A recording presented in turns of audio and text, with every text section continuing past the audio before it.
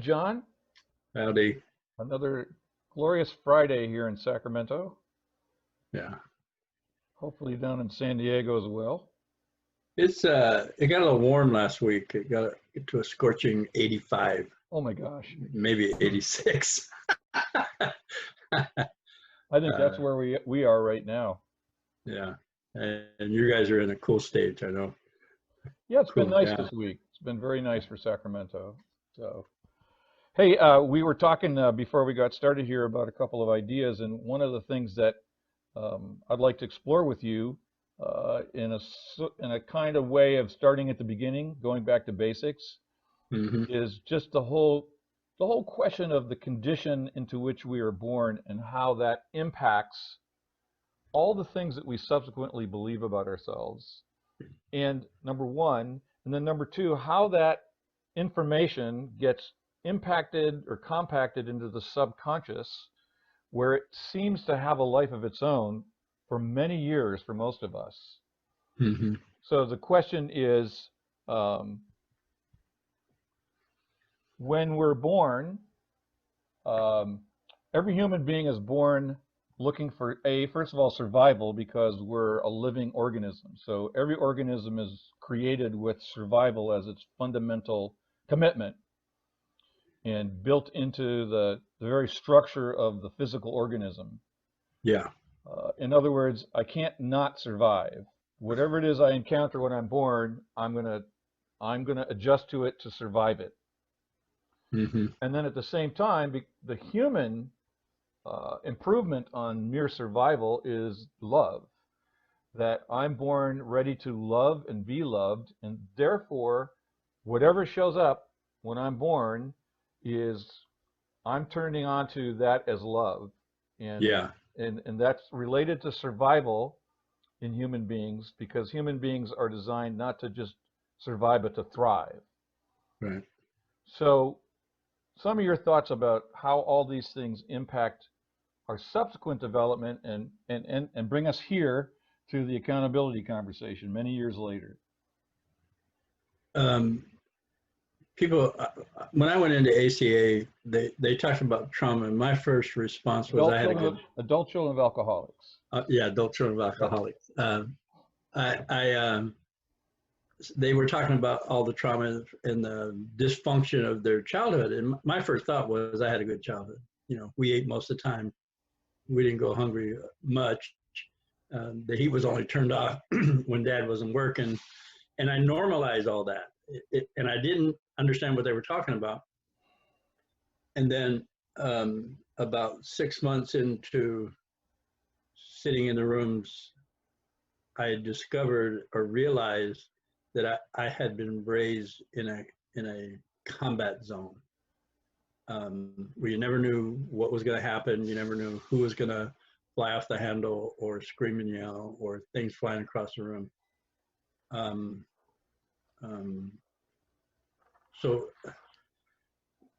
one of the things about trauma, as we were talking before, when people hear the word trauma, it's usually, you know, something drastic like broken leg or automobile accident or wartime where you got wounded or you were in fear for your life. And trauma, just it's, I don't want to say it's part of the experience. I want to create a world where children are nurtured and loved and guided from the get-go, and everybody knows what we're talking about, so they make special effort to nurture and love the child. I mean, I don't think anybody can escape childbirth and infancy without some kind of trauma. And then we talked about that being, we're born with a survival mechanism, and it's watching and recording every event in my life, so that if it happens again, I'll know what to do. Like fire, if I stick my hand in fire, it burns. Next time I see fire, I'm not going to stick my hand in it. And it becomes a body response more than a thought. And all this other trauma does the same thing. hopefully we'll read some of those statements out of that book you were talking about before we started with. But what's wrong with you? How come you did that? What are you, stupid? Wipe that smile off your face. All these things to a young child, it is confusing and traumatizing. And we don't even know it in the moment. It just gets recorded. And then when we grow up, somebody says something, we call them triggers, something innocuous happens, and I find myself in a fight freeze mode and can't explain, based on what's around me in current reality, what my intensity is about. And intensity, I mean violent behavior, emotional, verbal, and sometimes physical violence to, and I don't know why. I would even be in a tirade and I heard a voice in my head said, what are you doing? Stop. And I couldn't stop. So this survival mechanism is charged. Its mission is to keep us safe. It's a subjective entity. It simply believes what happens. Your perception of what happened, it believes that it takes it as truth. So the next time it happens, you're prepared to navigate. And we were talking about birth, and I went to massage therapy school, and we did a process where we're releasing the diaphragm muscle. And I was receiving at the time, and as a woman put her hand underneath my rib cage, all I could think is I wanted her out of there. Get out of, don't do that. And we called over one of the teachers, and I said that, and the teacher said, well, just breathe, John, just let it go, see what happens. So she did the maneuver again, and I found myself in the birth room as I was being born. And the image I had was I came out of my mother, and it's like I just was so enraged that I filled the whole room. And it was like, you imagine this baby balloon pushing the doctor and the nurses against the wall. And I was enraged. And what I know now is my mother wanted a girl baby. My father wanted a white baby. And not that I'm not Caucasian and I was raised white and all that, but my father was a redheaded, blue-eyed Irishman who married black-haired, brown-eyed, Hispanic native woman, and he was actually embarrassed of us. So when I came into the world, it was like the atmosphere lacked acceptance, the substance of acceptance, and I took that as the way it is. That's how life is. That's my experience. That's the energy I took in. And then I found myself as an adult doing everything I can to get rejected or pick a person that thought I needed to improve or comb my hair a different way or something that said what I was not good enough. And I was like in love with that person. And in my recovery, I got, along with the regression, that I had love mixed up with rejection based on my experience, my childhood experience. So for me to be accepted and nurtured was odd. It was foreign. So I didn't know how to act in that. I didn't know how to act with, you need to be better. How come you did that wrong? How come you're doing that so slow? All the put downs that I was actually looking to receive, and I had no conscious idea this was going on. So let's try to sort that one out. Well, what's the, as you're speaking, what my question is, and I got my own theory, but I'd love to hear your thoughts, is what is so powerful and health dealing about acceptance? What is the magic? So your experience was um, rejection, which at least in a linear way is the opposite of acceptance. So why would acceptance have made all the difference? And generally so for any human being. Um, what I'm thinking now, it was actually the lack of acceptance, Right. um, and it became my norm. It became what my frequency. It became what for me to stay alive and survive. I needed to figure out how to survive in that atmosphere with no details, no ability to articulate that. Um, and I did. I learned how to do it. Um, the role that I accepted, or that was given to me and I accepted, was scapegoat. So everything I did was wrong, and I was I had no I just thought that's the way it was. That's just who I am. Um, Well, and it, let's see if we can reverse engineer, um, because earlier you talked about creating a world where how'd you phrase it about children are um, you had a phrase for the create a world where everybody knows that it's vital to give that child loving, nurturing right, energy. right, So that that's the goal of the family, extended family, of everybody in the community, to make sure that child is balanced right. and knows what it feels like to be validated, knows what it feels like to be seen and heard. Um, I was working with Melodoma Some, who is a West African indigenous man. And when a woman gets pregnant in their village, as soon as they find out, the grandfather comes and honors that spirit, that being. And the nurturing starts as soon as they know that a woman is pregnant. Um, and they start preparing things for that child. They look at what that child's bringing. Highly spiritual people, the grandfather would actually have conversation with the child, say, what are you coming for? What do you need from us? We're excited that you're here.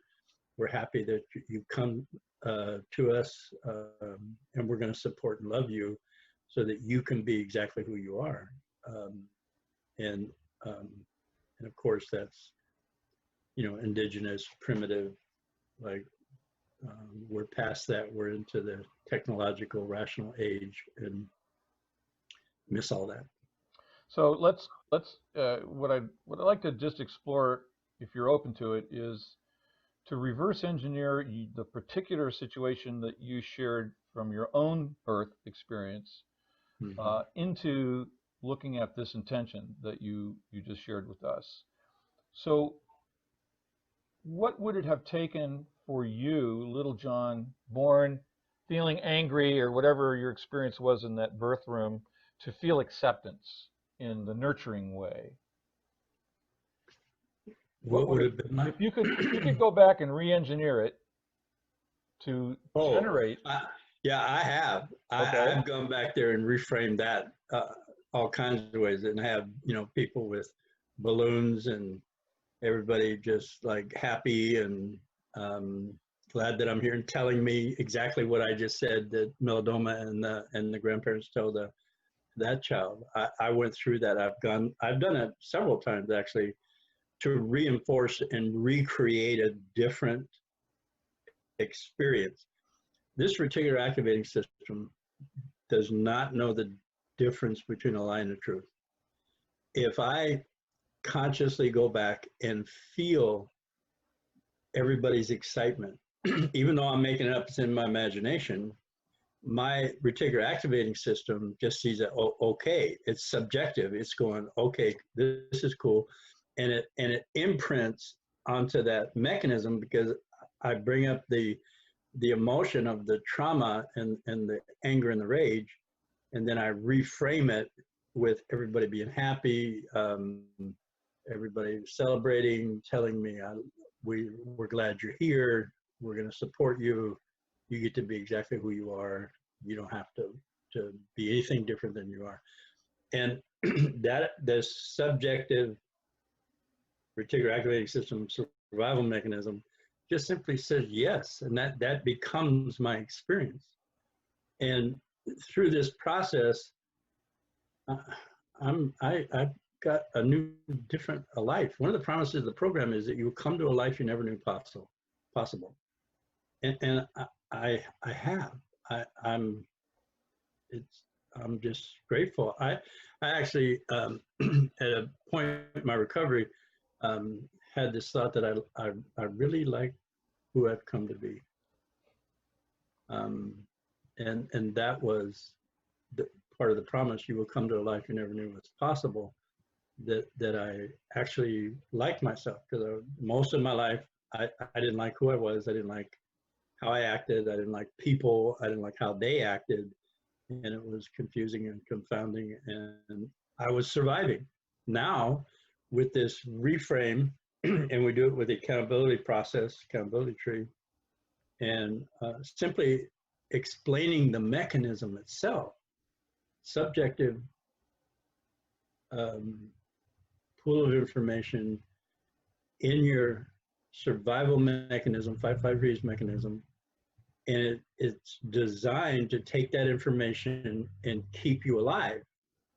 It doesn't equivocate. It doesn't say, well, that was stupid, I'm going to reject that. It just says, okay, next time somebody says something nice to you, John, just like back away from that, or deflect it, or say, oh, you must got me mixed up with somebody else, because it's not in alignment with who I know I am. And it's not like who I know I am, it's subconscious. It's like, I can take compliments really well now, but I couldn't take a compliment. And I'd get embarrassed. I'd actually turn red. My body I'd be, I don't know if repelled is too strong a word. I just didn't understand it. Well, that's a good observation. And what I'm seeking to do here is to help the person listening to us for the first time get the foundational dynamics of our humanity that get us in a place where we're unhappy with our lives and we are behaving in ways that we have that voice saying, don't do that, and we do it anyway. Yeah. I mean, your three examples. Have you ever heard yourself say, how do you have it? Ever heard yourself say, I'm not going to say something nasty to somebody, and you do it anyway? Have you ever heard the person you love regretted it and then did it again, usually in the same way, over and over and over? Right. So to help the newcomer appreciate that, this is the human condition. This is something that every human being experiences by virtue of being born in a completely new environment from that which we were in for 9 months. Right. And there's nothing that can prepare us for what's about to happen. It doesn't even matter how much the grandfathers welcome us. It's still nothing that's going to prepare us for the actual experience.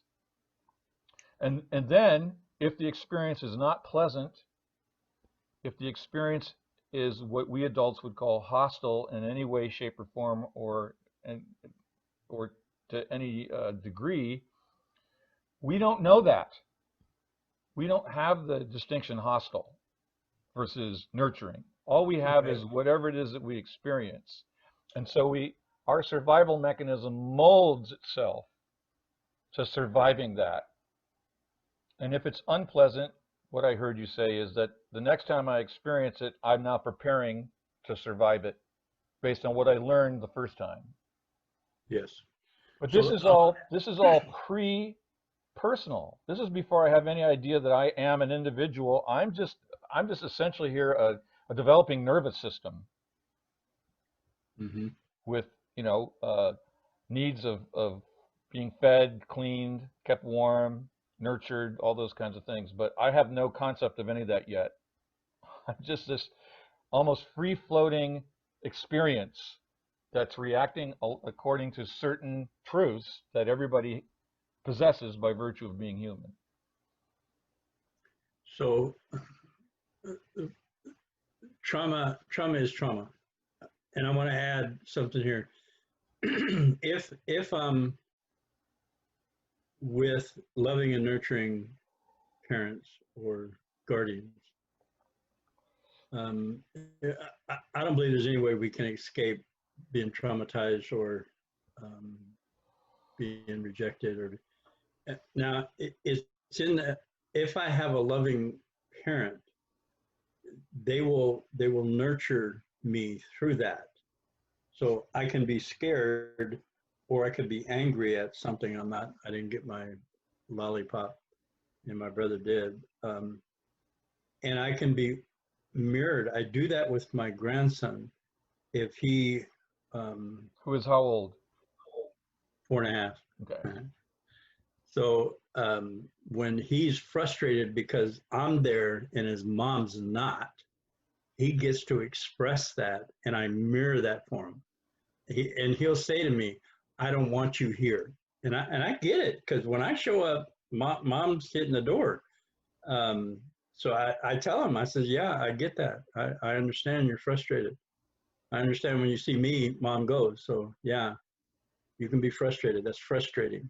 That's or sad. Whatever the situation is, I mirror that for him in feeling tone, and then I speak it out, and then so that he understands what he's doing. And in this process, he doesn't lose a connection. He's not. I don't ridicule him. I don't blame him. I don't tell him to act some way different, like act like an adult. He's 4.5. In nurturing a 4.5-year-old, the first thing you have to do is see the 4.5-year-old and the developmental stage they're in, and simply mirror that and guide for them, and give them choice in that. And so the trauma of his mother leaving is not going to get stuck in his body. Hopefully, maybe it will, maybe it won't. And I'm there to ensure that he finds relief and mirroring and nurturance and attention, where if I had done something like that as a child, I'd have been told to go to my room, stop crying. What do you got to be angry about? You're fine. And be somebody would reframe my reality to what they thought I should be. Then I'm like, I don't know. I don't even understand my own feelings. And then I as an adult, I go into a therapist, and the first question they ask me is, "How do you feel?" And I'm thinking, well, what does that got to do with anything? Because I don't know how to do that, because I've never been mirrored it. And when I have, if at all, poorly, and again, I'm not blaming my parents. I'm just saying what happened. They had what they had. Their capacity was what their capacity was, and I experienced that from them. They didn't have the privilege of having this conversation and knowing this information, so they were doing the best they could, and it was very harmful and traumatizing, and reframing my feeling body identity, and all that got stuck inside me. So one of the ways we were disciplining Solomon was to send him up to his room. So he was up there, and he was screaming at me, I want you to leave, I want you to leave. And I says, I understand. And this went on for, I don't know, 10, 15 minutes. And then I heard him say in a loud, demanding voice, "I want you up here." And I said, oh, okay. So I climbed the stairs, and he was sitting at his bedroom door on the floor, and I sat at the top of the stairs about 5 feet away from him. And I said, I see that you're sad. I see that you're angry, and it's okay. It's okay that you're going to be angry. And I just looked at him and I thought, I said this to him. I said, you know, Solomon, I want you to know that I love you.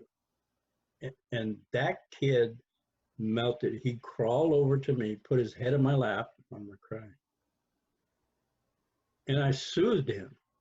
So that trauma was mirrored and released. He doesn't have to carry that. And he started meowing, because they have a cat, and when the cat gets close, he meows and they pet him. And it was just it was something I'll never forget. Enduring connection. I was grateful for all the work I'd done to be able to be with him in that situation and mirror, nurture, and relieve his feelings. And it's just amazing process. You've in concrete ways really helped specify what I was asking in more general ways a few moments ago about the value, the essential value of acceptance in a thriving human life. And you contrasted that to your own experience as a little boy when your feelings were invalidated or diminished or shoved aside, or in other words, you basically were non-accepted, rejected. Right. Yes. And so that moment that you just described so tenderly about Solomon melting is, in my book, that's the power of acceptance. That acceptance, what if that were me, so I'm just going to project my own experience into Solomon. I don't know his experience, obviously. I would feel all opposition to my reality dissolve, in your words. And I would feel 100% not merely safe, but I would feel 100% welcome. Yes. Yeah. So to me, that's what I'm pursuing as an adult who grew up in a traumatic family. I'm pursuing that experience. It's my intention to experience love as joy, peace, freedom, and community 24/7. Yeah. And the specific incident that you described just now resonates for me because I can relate to how wonderful that feels. Yeah. Yeah. And in noticing that he's a 4.5-year-old, and the 4.5-year-olds are in a developmental process of I want to call it emotional regulation, or impulse control, or frustration tolerance. That being nurtured in that, being seen in that, and being allowed to simply express and feel it without ridicule or humiliation or violence, emotional verbal violence, allows him to have that experience in his body, and he'll be able to mature. If we miss one of the fields that doesn't get a lot of press is, I don't know if it's developmental psychology or sociology, probably both, where they talk about developmental stages. For an infant, it's about trust. It's about, I'm hungry, I'm getting fed. So they trust, and there's safety in that trust, and they have no power, so it's also about surrender. If that need doesn't get met, when they get to their next developmental stage, they don't have the foundation to even do that. And if they miss that, then the next, and then we live in a society where the people that didn't get their developmental needs met are classified in some kind of mental health disorder, and we get the DSM-5.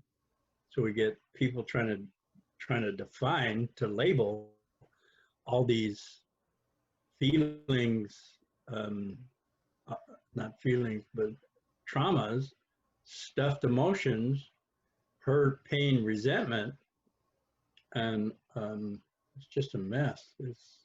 Well, and it's compounded.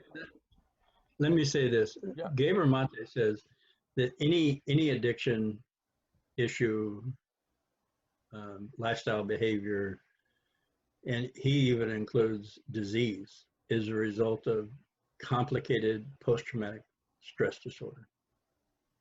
That's the if you take everything away and get back to basic, what's the problem? Complicated post-traumatic stress disorder.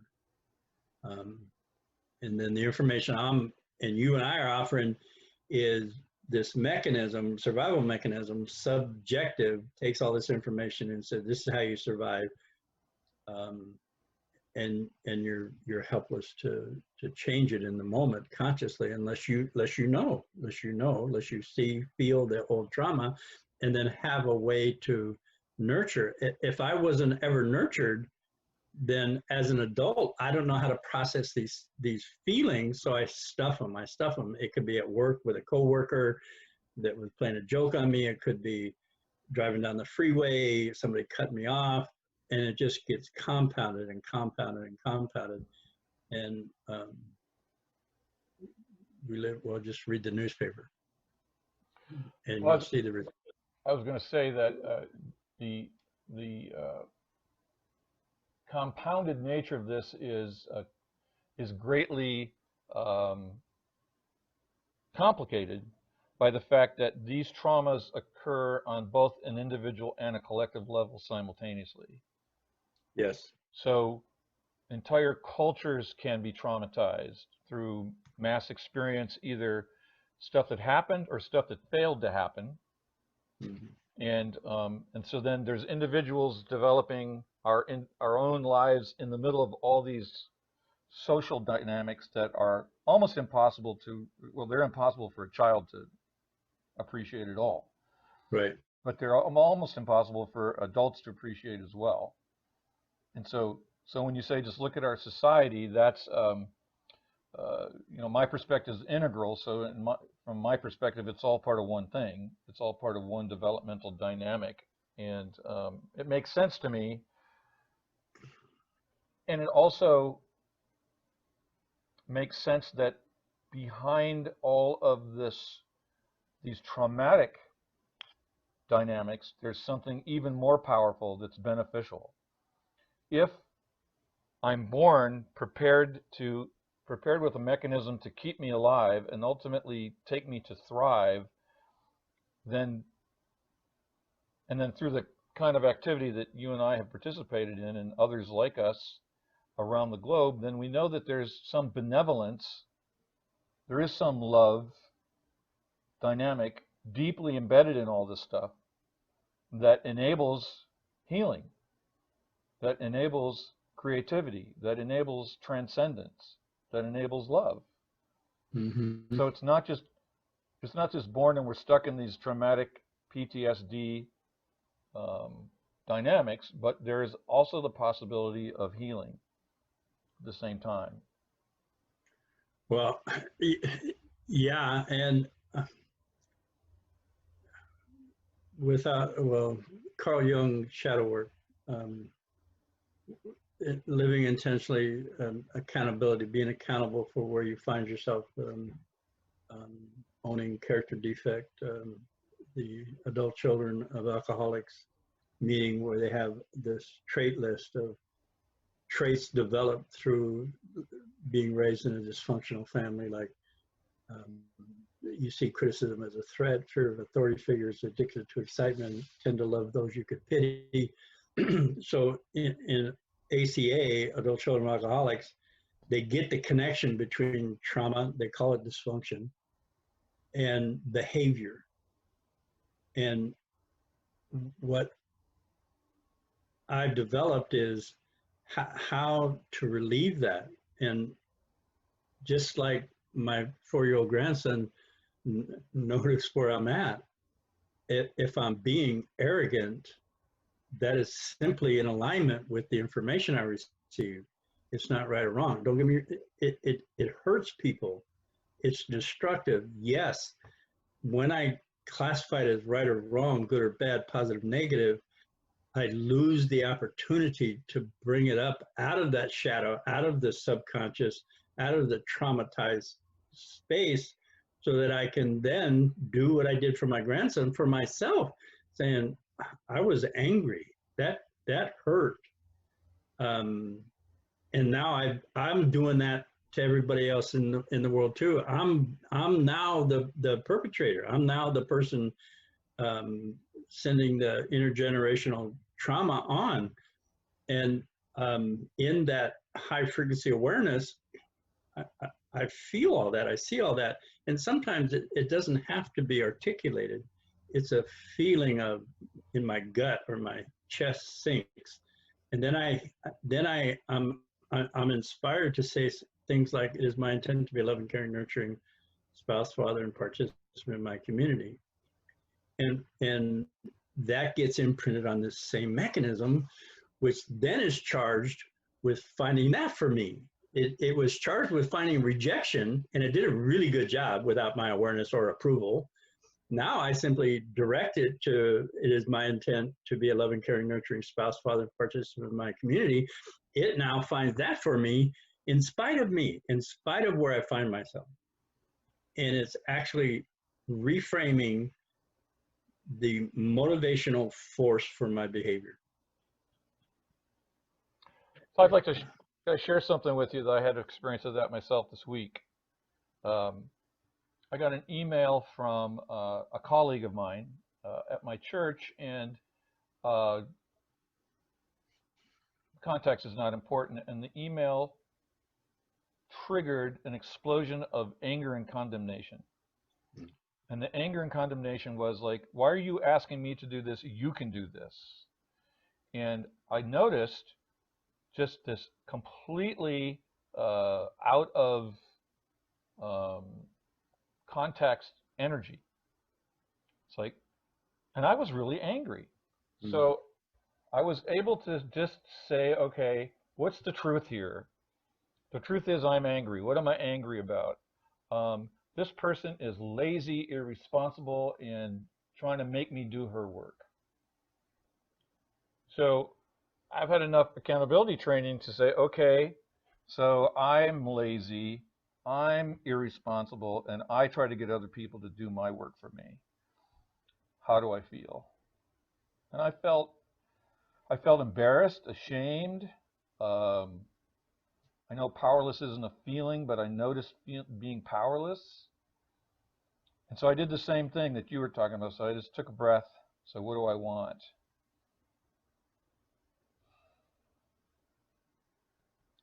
I want the experience of no blame, no judgment. I want ease and peace. Yeah. And so the training that you've taught me, I can't tell you I would have done that 2 weeks ago. I mean, all of this for me is accumulative. And the more we work it, the more I work it, the more information I get, because I've been doing that instruction to my subconscious that you were talking about. I've been affirming love equals joy, peace, freedom, community. So when a member of my community stimulates a trigger in me that is outside of that experience, I now am aware of it, as opposed to just being caught up with it and just indulging in anger. And anger inside me is almost always got a self-directional dynamic. I'm hurting myself. This other person's completely unaware of my emotional state. Yeah. I'm doing this to myself. So I'm here to say that this process, it takes a lot of concentration over time. And for me, it's taken a lot of, and I'm still not there, a lot of willingness to open myself to the vulnerability of telling you something about myself I don't want you to know. Or I think I don't want you to know. Probably you already know it. And you're probably okay with it. I'm the one who's got the problem. Yeah. Yeah. So that it's and again, to go back to my opening question today, that willingness to apply this process is another way acceptance manifests itself. Yes. I accept myself as angry. I accept myself as projecting onto this person these beliefs. I'm irresponsible. You're irresponsible. Oh, I'm irresponsible. And no blame, no judgment. That's willing to accept the situation as it is without editorial embellishment. And when I do that, it allows me to get to the emotional truth, which is where all of the regeneration occurs. In that state of emotional nakedness, truth, veracity, reality. And in that moment, what I know is all things are possible. And now I can give voice to the possibility that I want. That's where choice is. In that process you just described is an option that you hadn't thought of before or Right. didn't even know that was available to you. In the accountability diagram, it's got accountability, no blame, no judgment.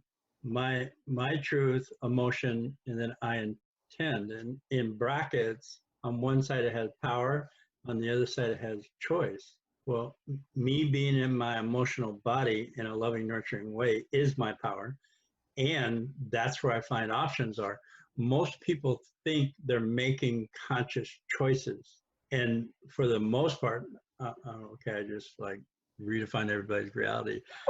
I used to think, Well I done. used to think I was making choices. And what was happening, I was simply responding to old information, not responding, reacting to old information. Now that I have this tool where I go, oh, wait a minute, I just called that guy rude, and now I'm rude. Well, of course I'm rude. Based on where I came from, how could I not be rude? It's like that's a survival mechanism. It's not wrong.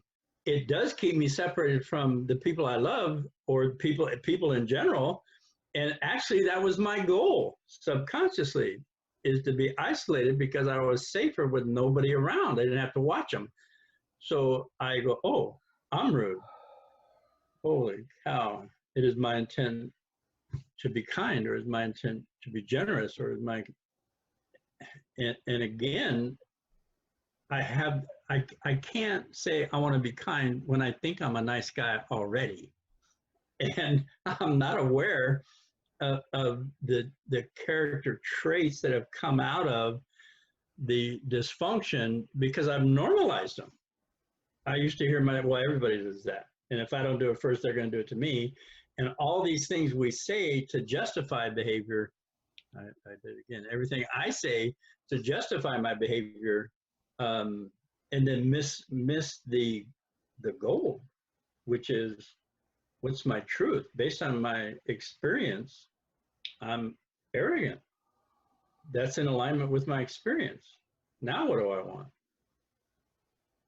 In the breath, my emotional body goes through the total experience, and I'm inspired with something new. That's a choice. It's a lucid, conscious choice. Is my intent to be kind? Or is my intent to be gracious? Or whatever it is. And I worked in the jails for 20 years, and all the guys I would say this is not a moral issue. It's not a right wrong issue. And they would argue with me. I knew what I was doing was wrong, and I did it anyway. And I'm going, well, that's what I'm trying to tell you. You thought you were making a choice, and this massive amount of dysfunction and trauma decided it would be best for you because the message you got is you weren't worthy to be in jail, because if you weren't in jail, then you'd have to like explain your feelings of self-hate, or I'm getting, I think I lost my point or my flow there for a minute, but Well, you were it's saying about, that the guys argued with you about the yeah, moral imperative of addiction or crime or whatever. yeah, yeah. They'd say, no, I knew it was wrong and I did it anyway. And I would offer that it was a reaction from the massive amounts of dysfunction, trauma, and how they put their perception together being raised in a dysfunctional family. One of the guys, we were talking about fathers one time, and he came up to me after class and he said, "You know what, John? You know what I learned from my father? How to bury the bodies, how to get rid of the bodies." And I'm like, holy shit. Wow. One guy said, "Well, my parents stuck a needle in my arm with heroin when I was 7 years old. So what do you," it's like, wow. This is so insidious, cunning and baffling. You know. I remember one time I got I got to go out to the jail and observe you. You were kind enough to arrange that, and you have this standard shtick that you would use Yeah. for the newcomers, and it was something along the line of, "I'm not here to change you. If you want to use, I support you using. If you want to drink, I support you drinking. Whatever." I forget. But what I noticed is the look in guys' faces when they heard that, if they were paying attention, and people were. Yeah. And it was, what I noticed is it looked like this is something they had never heard before. Yeah, especially from a drug and alcohol counselor Right. in jail. In Exactly. jail. And what I told him is, it's your choice. I'm not going to tell you what I think is better for you. I don't know. It's your choice. I'm not against it. I'm not here to tell you not to do it, because that's not why I'm here. I'm here to offer you information about who you are and your authentic self. If you want to use and drink, it's your choice. So I'm not against it. I'm not going to fight you on that one. So what else do you want? What else do you want to talk about? And guys would actually look around and say, you know, we're kind of wonder where the hell they're at. And the guys that knew, that have heard it before, sometimes 5, 6, 7, 8 times, they just smile and they say, "Well, you'll get it after a while. Just hang in there." But again, I think in alignment with our theme today, the power of acceptance.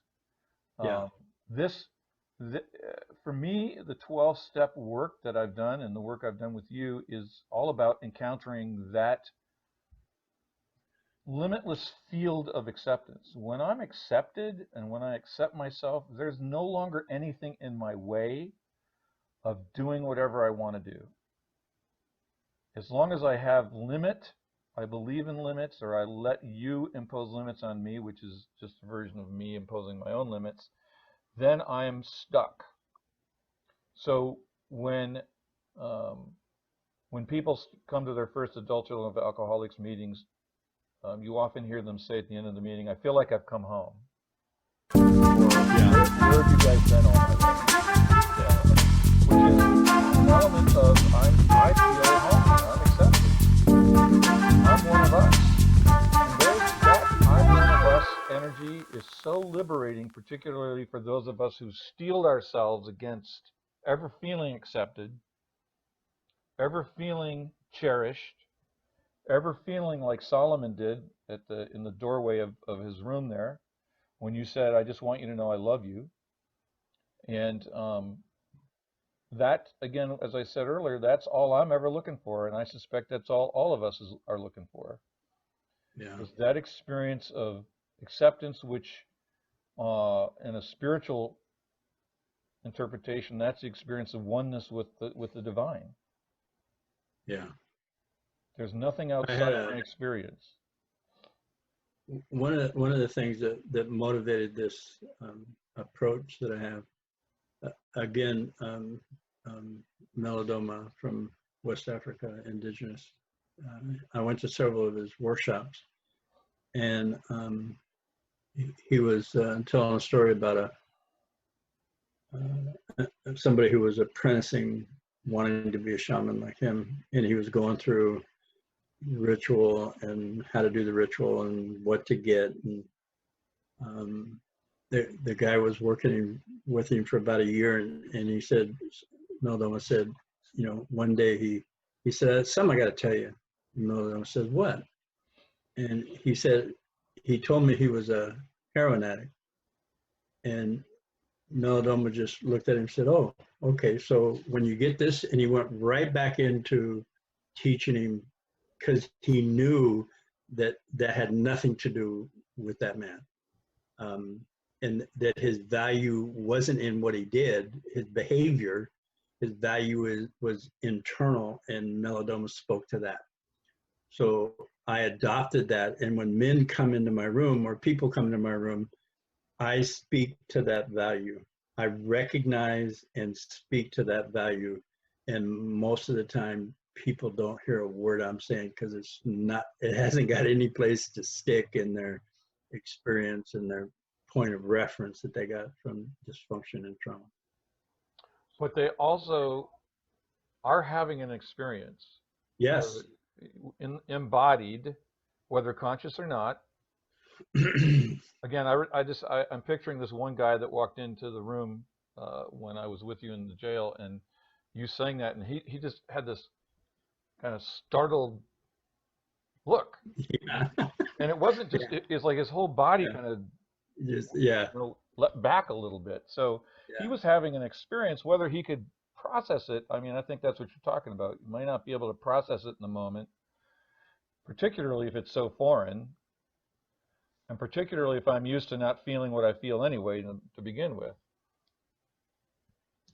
He had an embodiment experience like Solomon had that afternoon on the top of the steps. Right.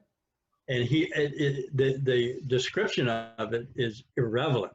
I don't know if I said that word. It has nothing to do with the experience of it. And I can sense that. And when I see them in that, sometimes I get quiet. Sometimes I'm offering new information or more information, or I'll ask them, "Have you got any questions for me?" And my intent when I hold any group is to create safety, and well, I didn't really put it in this term, but acceptance. Now that we're talking about it. Acceptance of who they are in their core, not the behaviors that come from the dysfunction.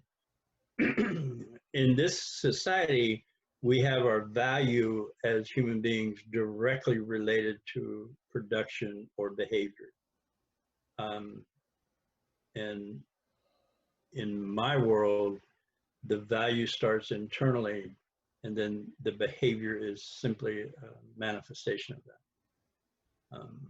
And it's a self-perception, reticular activating system, subconscious. If I got from my parents that there was something defective wrong with me, then it just simply manifested it in my life. Over and over and over again. Over and over and over and over.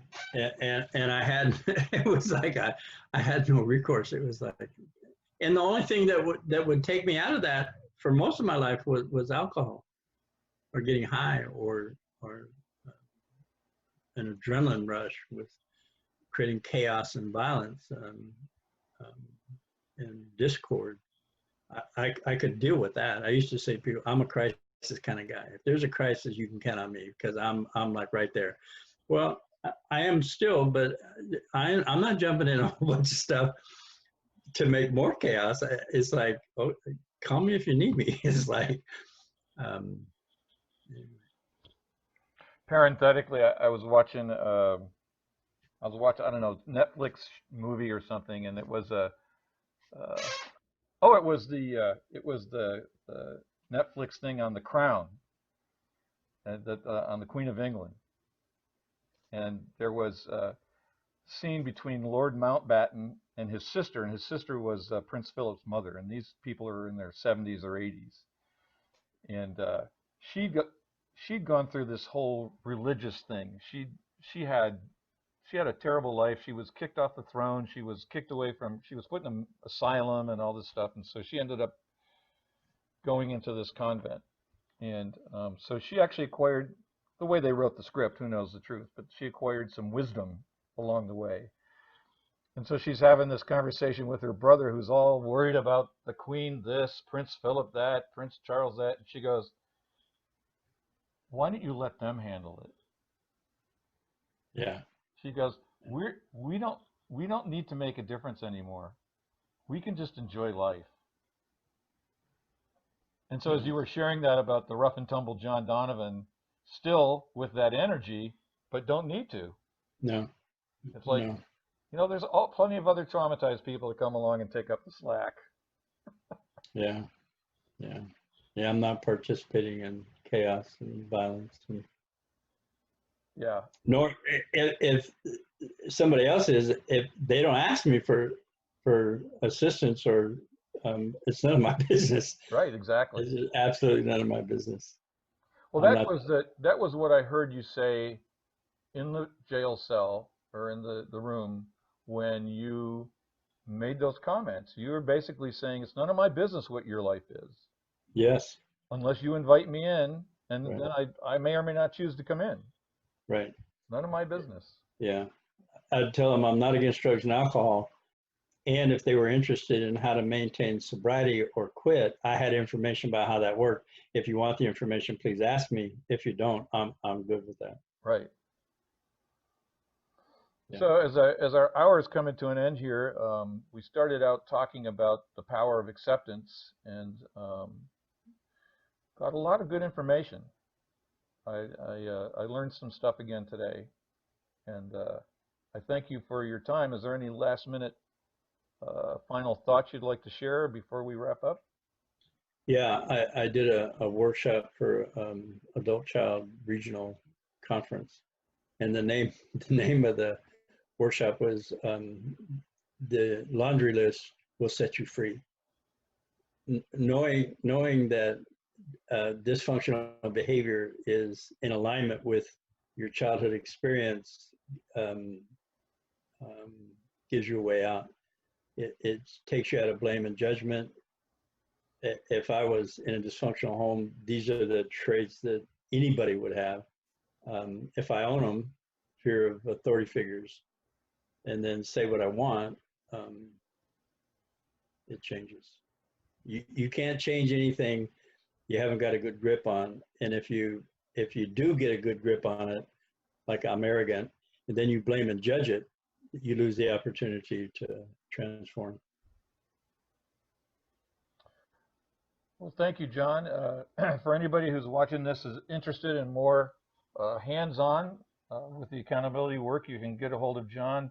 He does direct work with people, and his contact information will be after the end of this blog. Or I am a co-facilitator of what we call the Rusty Nail Club. The Rusty Nail is that thing that we like to hang on to till we realize we don't need this pain anymore. And it's a group practice that does accountability twice a week. Mondays and Thursdays at 6:30 p.m. Pacific time. My contact information is also at the end of this blog post if you would like to know more about that or participate. We do these meetings by Zoom, so we have room. So John, thank you so much for your time, as Thank, always, and for thank you, your Marty. wisdom, and we'll talk to you next week. You got it. Thank you.